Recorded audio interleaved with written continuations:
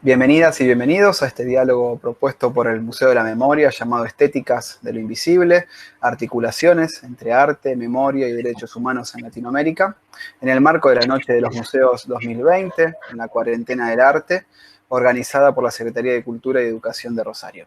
Mi nombre es Lucas Mazuco, soy coordinador de Relaciones Institucionales del Museo de la Memoria, y en esta oportunidad nos acompañan Viviana Nardoni, nuestra directora, y Diana Wexler, directora artístico-académica de Bienal Sur. La propuesta es entablar un diálogo entre nuestras instituciones sobre la actualidad y el futuro de la articulación entre arte y memoria.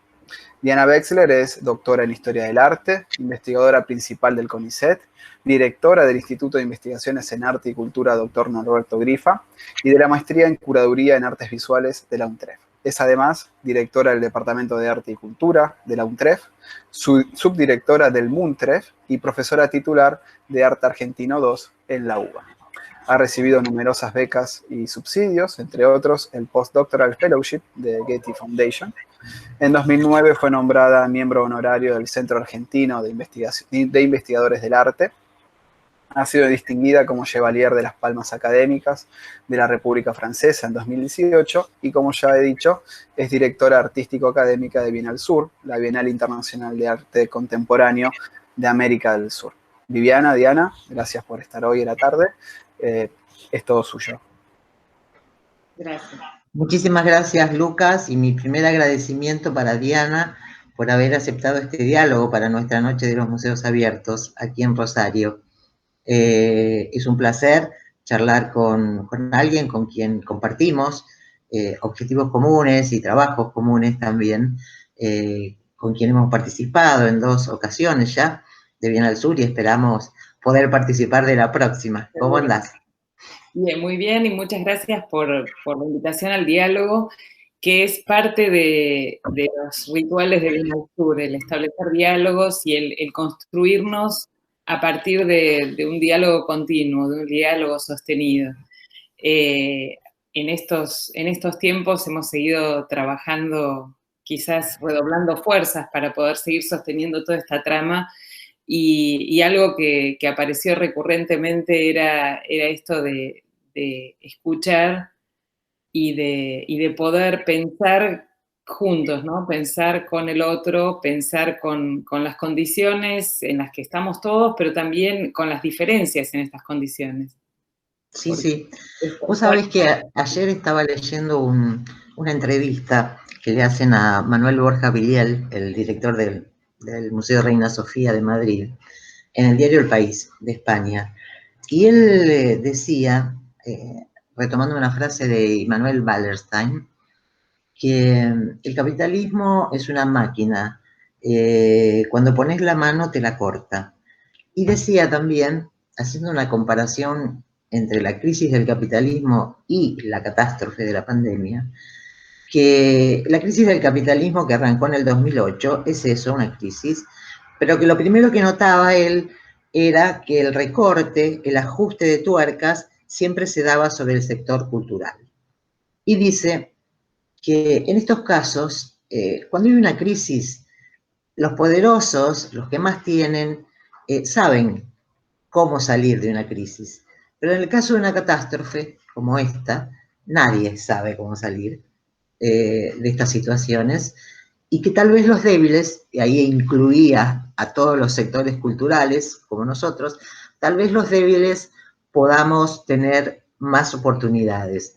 Y afirmaba muy convincentemente que un mundo sin creación, sin cultura y sin conocimiento está destinado a no sobrevivir. ¿Te sentís interpelada por esta interpretación de Borja Vidiel? Sí, totalmente. Creo que hay algo que circuló como grafiti electrónico, sobre todo los primeros meses de la pandemia, que era, si el arte y la cultura no importan, decime cómo pasarías estos días sin cine, sin literatura, sin museos virtuales, etcétera, ¿no? Y creo que de algún modo eso responde. Creo que además la condición de, de situación de excepción o de zona de excepción que habitualmente se le asigna al arte, creo que permite jugar otros niveles de de libertad en el sentido de otros niveles de creatividad.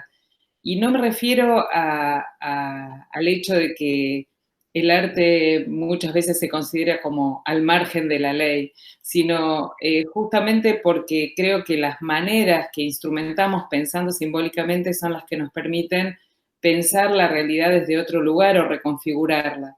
Y creo que en ese sentido la chance que tenemos ante crisis como estas que estamos viviendo es la de poner toda nuestra creatividad en el sentido más vasto posible del concepto de creatividad para poder pensarla, ¿no?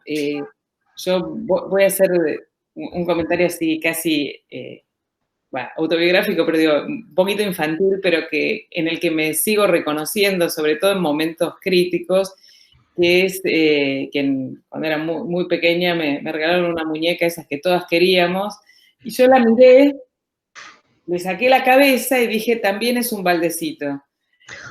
Me miraron con horror, porque acababa de sacar de la cabeza a esa muñeca que todos querían.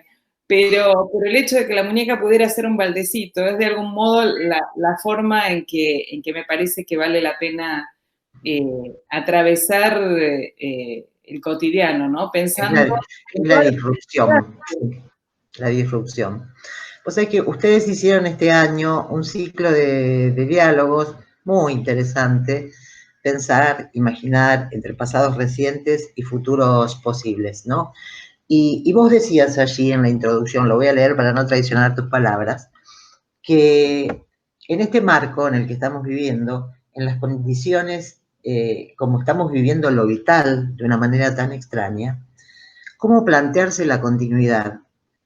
¿Quiénes tenemos la mirada y la acción desde la cultura? ¿Cómo pensar? ¿Cómo intervenir? ¿Cómo seguir militando por un humanismo contemporáneo en este nuevo escenario? Estas preguntas que ustedes formulan, decís, asumen hoy la condición de urgencia, ¿no es verdad?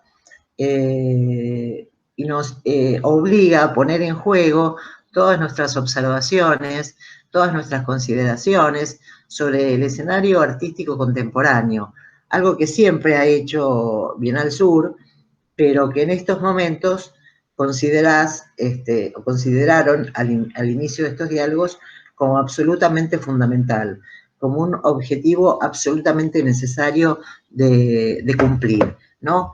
Entonces, la pregunta es, las preguntas son muy pertinentes, pero esta pregunta es, ¿surgieron ideas, no proyectos, pero ideas, posibilidades, alguna punta del ovillo como respuesta a esas preguntas, posibles escenarios, algunas conclusiones que ustedes hayan podido recoger después de estos diálogos tan valiosos? Mira, yo creo que sí, sobre todo lo que surge, o por lo menos desde mi perspectiva, que es lo mismo que anima el proyecto y que animó y sigue animando el llevar adelante estos encuentros, es el no conformarse. Creo que de algún modo la respuesta que vamos ensayando es la de no tomar la realidad dada como per se e inamovible, sino revisarla continuamente, no conformarse y tratar de ensayar alternativas.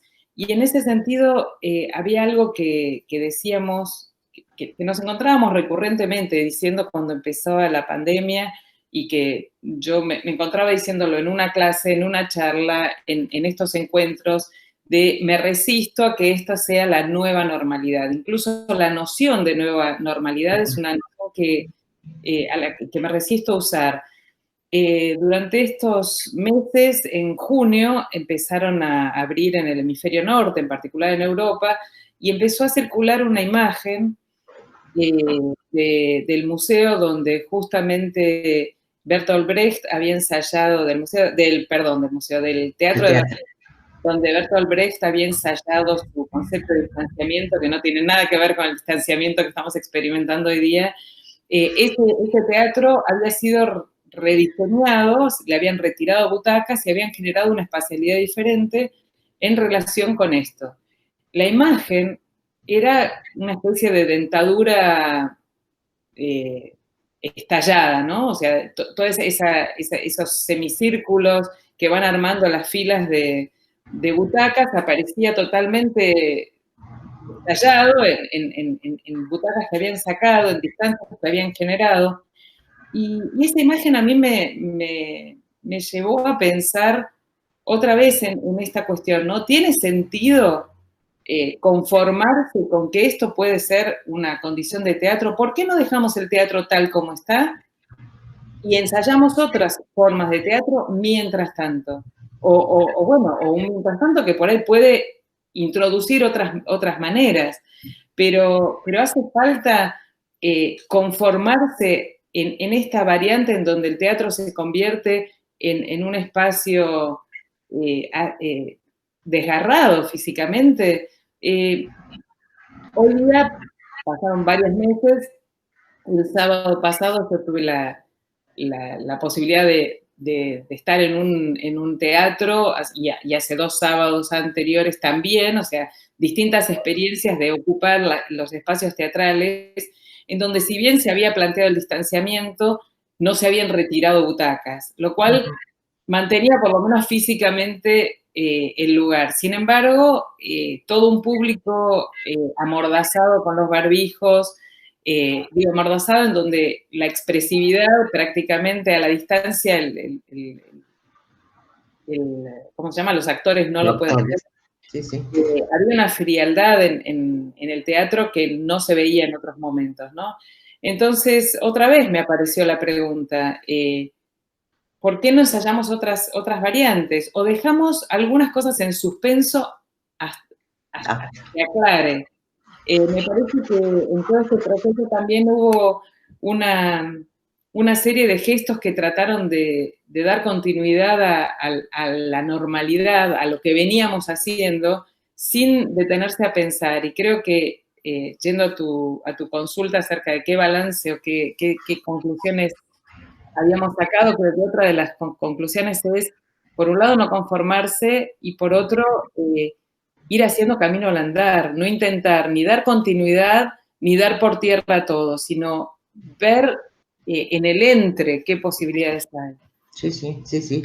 Vos sabés que nosotros este año, desde el Museo de la Memoria, también nos dedicamos a imaginar y a pensar muchísimo sobre esta situación en el después, en el mientras tanto y en el después, en ambas cosas, ¿no?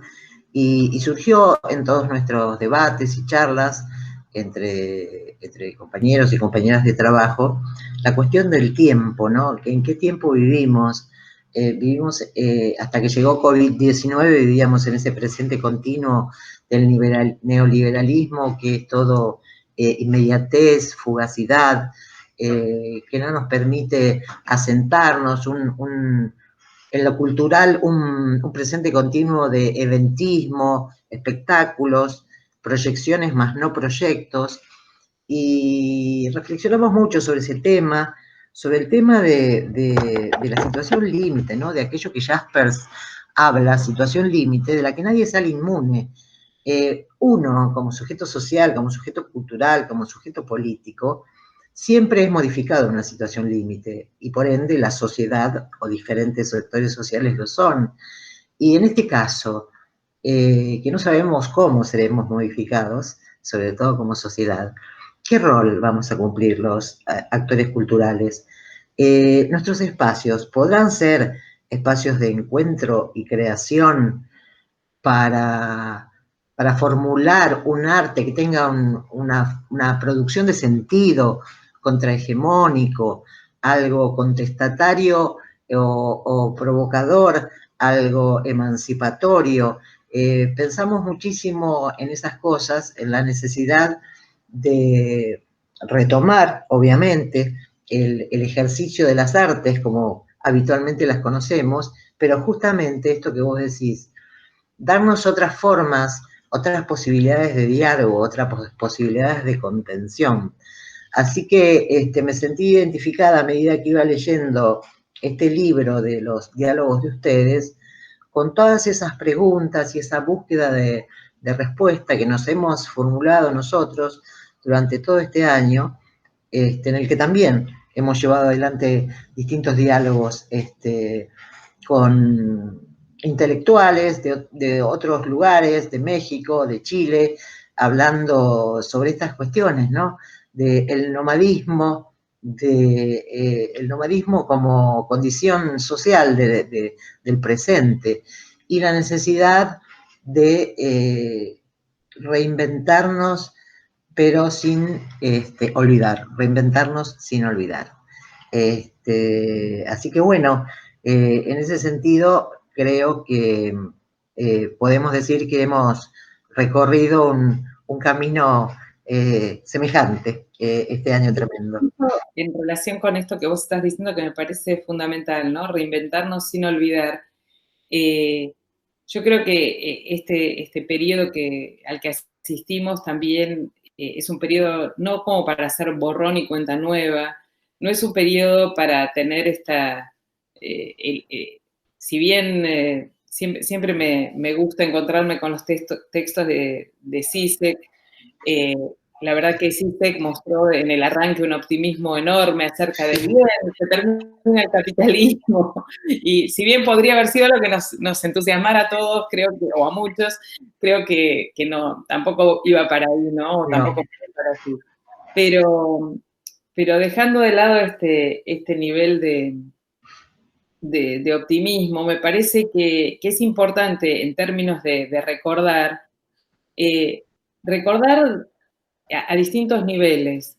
Por un lado, recordar aquellas situaciones traumáticas que nos precedieron y que no puedo decir si fueron más o menos traumáticas, porque en verdad, bueno, el grado de traumatismo de una situación también depende de cada sujeto.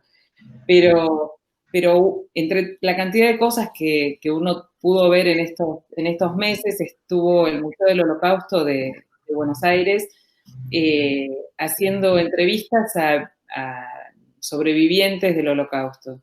Y en verdad uno escuchaba esos testimonios, uno escuchaba la entereza de todas estas señoras, la mayoría eran mujeres, y yo, bueno, por una razón familiar, recordaba historias de esas que se contaron una y mil veces, como pasa normalmente en las familias, de cómo fulano o mengano se había salvado o había llegado hasta la Argentina. Y decía, bueno, estas son historias para no olvidar y para tener presentes en términos de pensar en la capacidad de supervivencia, en la resiliencia de los sujetos. Pero también hay otras cosas que aparecieron en los encuentros específicamente de estos que estás comentando, que hicimos con Bien al Sur, en donde en un momento nos encontramos señalando que bueno, si bien hay muchas cosas por criticar de hacia dónde veníamos caminando y por qué el mundo llegó a la necesidad de este parate, de darse tan fuerte contra la pared, también lo que nos permite seguir teniendo estas conversaciones son las buenas prácticas, que son las que tenemos que recuperar y seguir sosteniendo. A veces ni siquiera es recuperar, sino seguir sosteniéndolas, ¿no? Porque todos, de alguna manera, ensayamos formas de seguir llevando adelante nuestra práctica docente, nuestras posiciones desde la cultura, desde los museos, desde los distintos lugares donde cada uno, y voy a usar una palabra que me gusta más que trabajar, desde donde cada uno milita, ya que creo que por lo menos yo me percibo más como un militante de lo que hago que como una trabajadora. Uh-huh.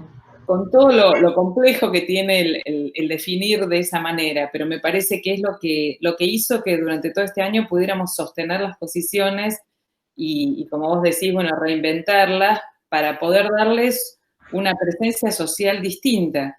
Porque, por ejemplo, a poco de empezar la pandemia, advertimos que Google rápidamente había puesto todos los sitios cerrados temporalmente en rojo. Sin embargo, nosotros estábamos trabajando de manera duplicada, porque claro, todos estábamos por inaugurar cuando empezó el lockdown, lo reconvertimos en formato digital y empezamos a trabajar no solo con la página, con el público habitué, sino con los colegios, que son los que vienen todos los días a los museos de la universidad, y con las maestras para darle materiales para trabajar. Todo eso se puede ver hoy en la página y seguimos trabajando y tenemos un feedback de maestros que es verdaderamente estimulante y conmovedor. Pero, sin embargo, Google seguía poniendo el automático de cerrado temporalmente. Entonces, cuando pedimos a todos los operadores de la página de la universidad y de los museos que pusieran abierto virtualmente, ya que Claro. no cerró ni un solo día. Entonces, bueno, ese tipo de pequeños, grandes gestos son los que me parece que vale la pena observar para ver las maneras en que, desde dónde seguir sosteniendo nuestras prácticas y los lugares de la cultura, que eso es mi pregunta. Ayer me llamó por teléfono una persona y me preguntó, ¿ustedes están trabajando? Bueno, no dejamos de trabajar nunca. Le digo, el hecho de que no esté abierto al público, si vos te dirigís a nuestras páginas y a todas nuestras redes sociales, vas a observar con cantidad de detalles todas las actividades que llevamos adelante este año, porque como vos decís, nosotros transformamos nuestros cursos presenciales en virtuales, nuestras pasantías de estudiantes universitarios en virtuales, nuestros trabajos de muestras en virtuales, todo, diálogos, conferencias, presentaciones del libro, todo, o sea, decir el museo está cerrado es una contradicción. De alguna manera, vos decís, como militante de esto, ¿no? De la cultura, en este caso, de los derechos humanos y de la cultura en el nuestro, lo sentís como una afrenta, porque uno ha puesto toda la energía, muchísima energía, todos, la mayoría estamos devastados por esta práctica del teletrabajo, pero bueno, lo seguimos haciendo, y pensar que alguien utiliza la palabra, ustedes están trabajando, realmente te destruye. Y le tuve que explicar todo esto, ¿no? Que muy por el contrario, trabajamos quizás más de una manera diferente porque hubo que adaptarse todo a las nuevas tecnologías para poder seguir con nuestras buenas prácticas, como vos decís, ¿no? Así que eso. Bueno, ¿por qué no charlamos un poco de nuestra próxima Bienal Sur 2021?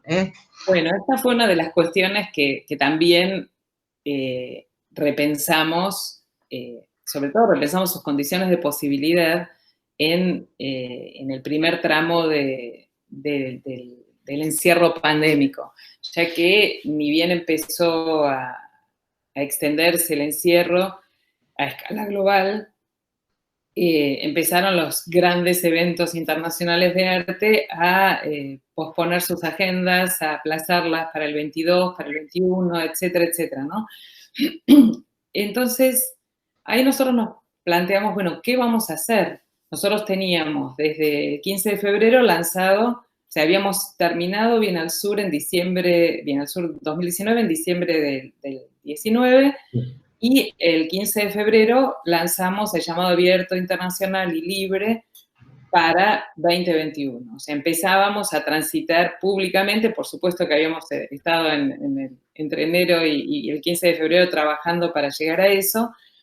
Creamos un intranet, revisamos las versiones anteriores y tratamos de optimizar el llamado para facilitar a los artistas, para crear distintos momentos que permitieran trabajar mejor.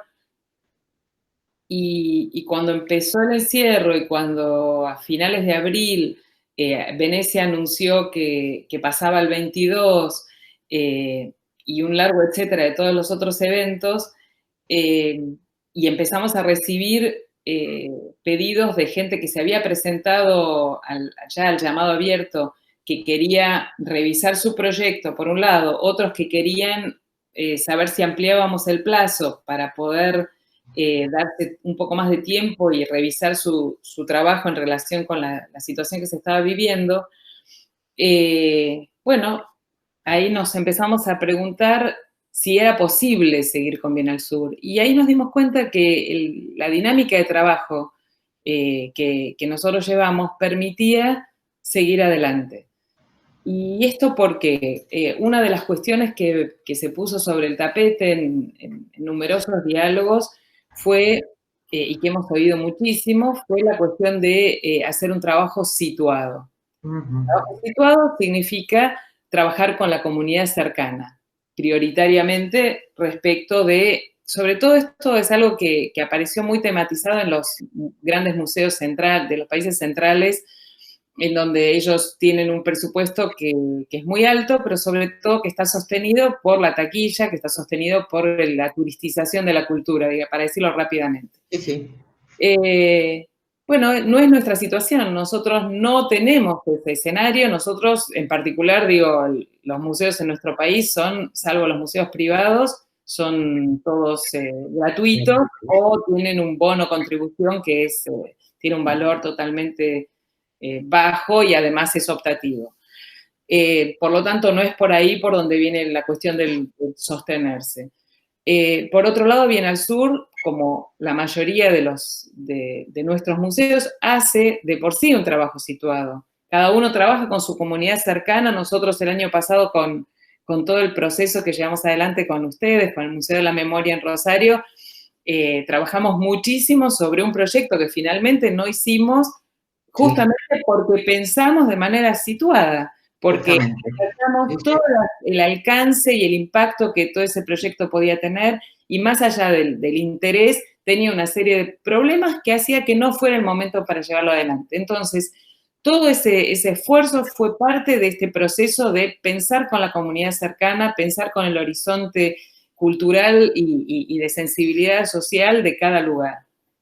Por lo tanto, esto que nosotros veníamos diciendo casi como un mantra, Bienalsur trabaja entre lo local y lo global, el entre es lo que nos permitió pensar que en el peor de los escenarios, en el que tuviéramos todas las fronteras cerradas, entre provincias, entre países y demás, si cada uno tiene la posibilidad de llevar adelante el proyecto desde su propia sede, Bienalsur puede existir porque cada uno va a generar su proyecto, o sea, el proyecto que estamos pensando juntos, y a la vez en esta pandemia aprendimos muchísimo a usar estos recursos en los que estamos. Entonces, si nosotros antes hacíamos encuentros lindísimos que salían también por streaming, que siempre los hicimos de esa manera, pero donde teníamos presencialmente a un porcentaje alto de los participantes, porque los diálogos eran cuerpo a cuerpo, bueno, aprendimos a hacerlo así, como estamos haciendo este diálogo ahora, nos dimos cuenta que era posible y que en un punto expandía las audiencias.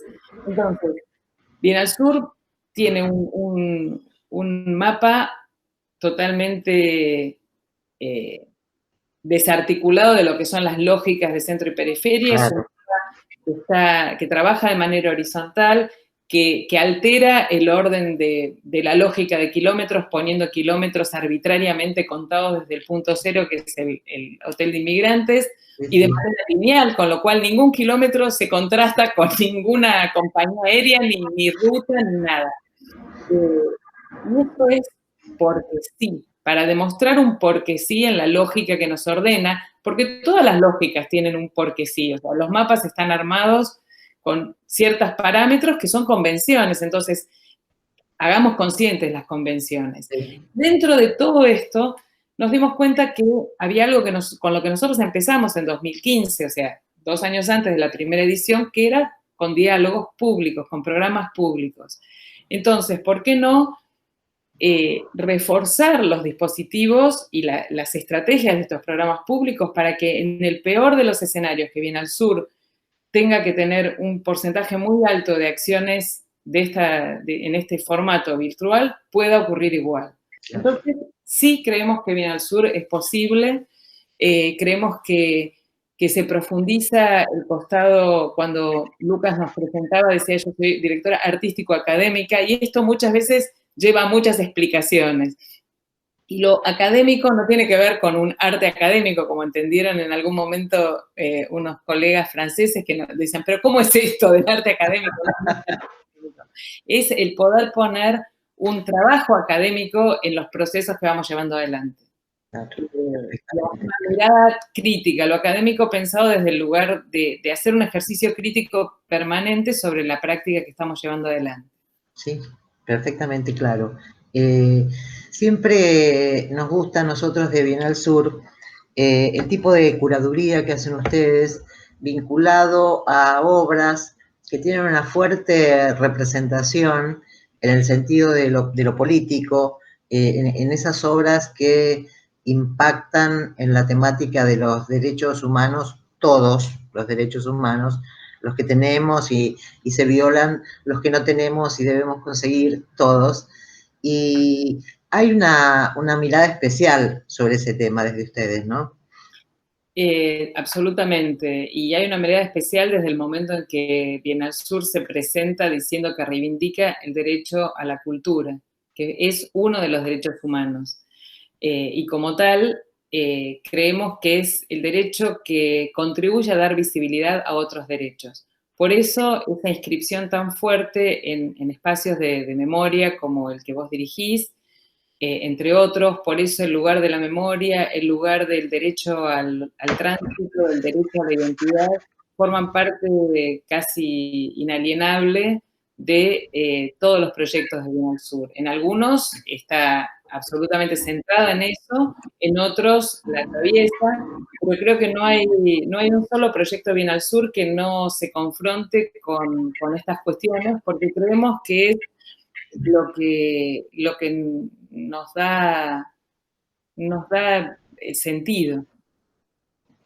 Sí, sí, sí, sí. Y nosotros agradecemos mucho porque nos ha dado la posibilidad de participar con muestras hermosas, como la que hizo Regina Silveira, en nuestra primera edición que fue en el 2017, o la del año pasado con Álvarez, con sus dólares que fueron un impacto absoluto, burladero, se llama su obra. Así que esperamos que en el 2021, Diana, como sea, presencial, virtual, podamos otra vez encontrarnos en Bienal Sur con el gusto y la satisfacción que eso nos produce. Sin duda, y de hecho estamos trabajando para que todo esto ocurra. Hay algo que me interesa destacar, que es que recibimos muchísimos proyectos, el rango de lugares, Sí. De 108 países, yo me enteré de algunos países, va acá mi ignorancia, pero también la diversidad de sitios que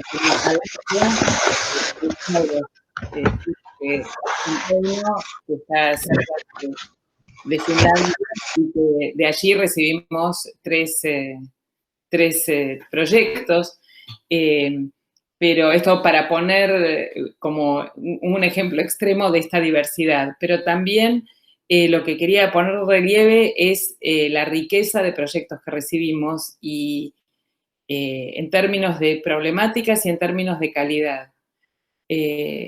Son proyectos excelentes en cuanto a la propuesta, a la manera en que inciden en la realidad. Y hay otro aspecto que me resulta bien interesante subrayar, que es que como Bienal Sur no busca ser el dictador de la moda, sino que le interesa trabajar con los emergentes. Nuevamente nos encontramos con una serie de temas que ya venían apareciendo, como los que comentábamos antes, ¿no? Tránsitos y migraciones, problemas de memoria, problemas que tienen que ver con género. Si bien hay como algunas intensidades que se van dando, por ejemplo, en esta edición, la cuestión de género aparece de manera intensa, pero también la problemática de la cultura queer, algo que no había aparecido con tanta intensidad en las ediciones anteriores. Y también aparece con mucha intensidad, mayor que en las ediciones anteriores, el problema de la conciencia medioambiental. Y junto con ella, modos de habitar, ¿no? Modos de habitar reales y virtuales, que arma toda una zona también bien interesante de esta nueva edición. Así que bueno, sin duda estamos trabajando para avanzar con cada sede y para generar algo que también nos parece que intensifica lo que pase con Bienal Sur en cada ciudad y a la vez cómo ésta se conecte con el resto de las otras ciudades, porque estamos tratando de armar como micro recorridos en las ciudades, algo que siempre pasó en Rosario, por ejemplo, pero lo que está empezando a aparecer es que empieza a haber recurrencia de temas en una misma ciudad. Entonces, esto hace que haya como una especie de situación coral entre, por ejemplo, Rosario y San Pablo y Roma, que se va a poder dar y hacer visible en los programas públicos, sobre todo. Bueno, extraordinario. Entonces, vos sabés que justamente nosotros ahora en verano vamos a hacer un ciclo de cine ambiental y de problemática de género y diversidades, divergencias, de problemática queer. Así que, bueno, parece que seguimos en la senda marcada. Así que, bueno, te agradezco muchísimo, Diana. Seguiremos charlando para nuestro próximo encuentro con Bienal Sur. Ha sido un placer charlar con vos. Gracias. Muy rico. Muchas Hasta gracias. pronto. Gracias. Gracias.